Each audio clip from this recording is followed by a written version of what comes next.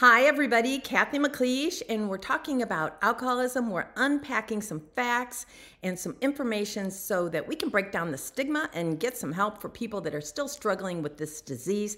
Today we're going to talk about addiction as a whole, and if you looked at my title, it said everybody's got one, okay? So maybe not everybody, maybe there's a couple people out there that have just, escaped this thing, but I want to talk about addiction, and I want you to step into the shoes of an alcoholic just for a little bit and think about your own life. And in order to do that, I'm going to read the definition of addiction, and I'm going to refer to it. And the reason I want to read it is just because sometimes when I go off the top of my head, it's a little bit iffy. So, addiction, by definition, a compulsive, chronic, physiological, and psychological need for a habit-forming substance, behavior, or activity having harmful physical, psychological, or social effects, and typically causing well-defined symptoms such as anxiety, irritability, tremors, or nausea upon withdrawal or abstinence.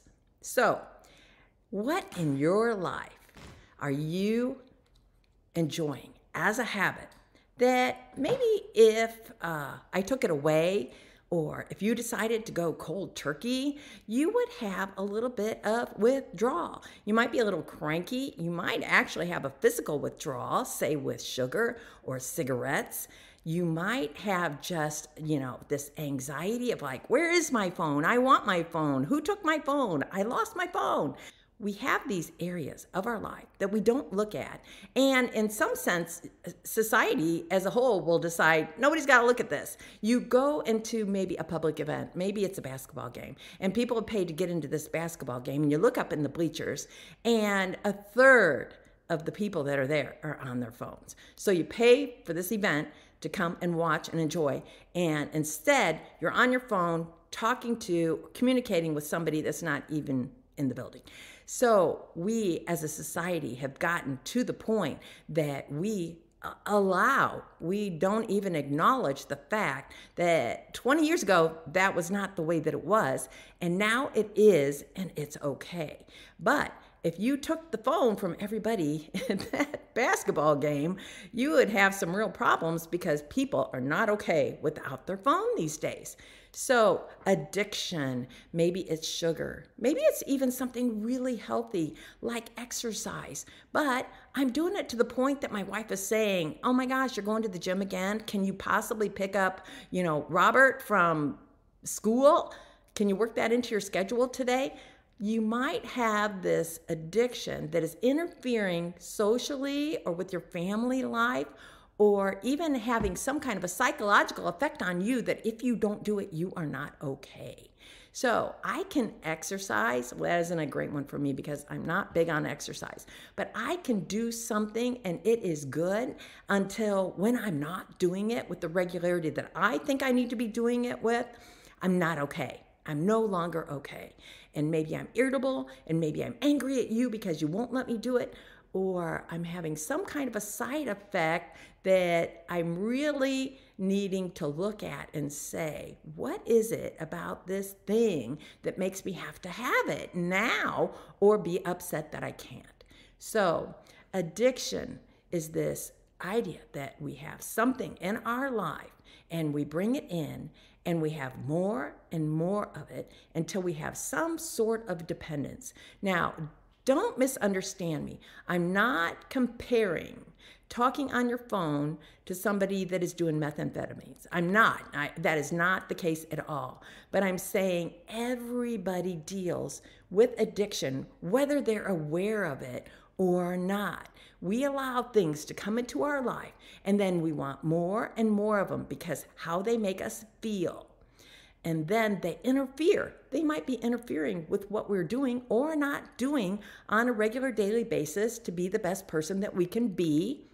And if in fact we have to do without them, if in fact we need to give them up, we have some kind of physical, psychological, or some other repercussion that makes us a little bit surprised and aware that we were depending on this thing far too much.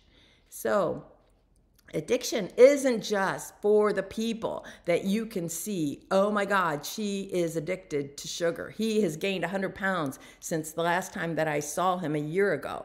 It isn't just for the person that is back in rehab for the 4th time. It isn't just the person that got the 3rd DUI that struggles with addiction. We have a lot of addiction in our lives on a daily basis, and it can even be serious addiction, and it is not visible. The guy that's addicted to pornography, the woman that is gambling everything, that their family has worked for the last 30 years.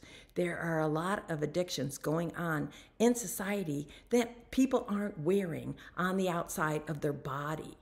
And so I'm just trying to raise an awareness to look at your life and to think about your habits. And how many of your habits are just that, just habits? That's what I do. It's not a big deal. And how many of them, or are there a few of them, that are taking from you more than they should? And that if you had to set them down, whatever they are, a game that you play on your phone, a shopping, spree on your phone that you do every night before you go to bed, I am not pointing the finger. I have dealt with all kinds of things, especially as an addict. When an addict puts down one substance, the most natural thing for them to do is to pick up another substance. There is work to be done, and if we don't do the work that helps us to understand why we need that crutch, what we're masking when we pick up that crutch, then we're just gonna hunt for another crutch. That feel good, that escape, so that I don't have to do the work. Addiction is probably a little bit in everybody's life. It is not comparable to the nasty addictions that are hurting and killing people, but it does help you to have an awareness. And if you're willing to look at whatever your small addiction is and get on the other side of it, you will actually go through all of the steps that somebody with a serious addiction goes through, and you will be able to relate to what that feels like. Maybe on a very small level, but you will be able to relate. So I challenge you just to take a look, and if you want, maybe attack one of them on a small level and see what it's like to live without this thing that maybe has a little too much space in your head, taking a little too much time out of your social life or your family relationships. And maybe you might even not like it when you take it away, but when you get on the other side, you'll be a better person for it. Thanks.